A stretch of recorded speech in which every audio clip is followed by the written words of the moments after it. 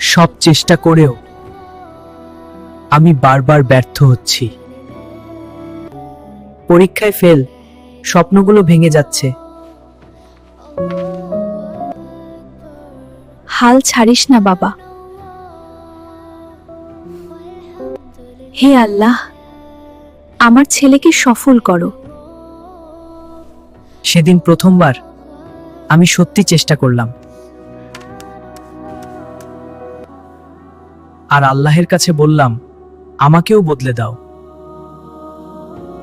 ফলাফল দেখে আমি বিশ্বাসই করতে পারিনি।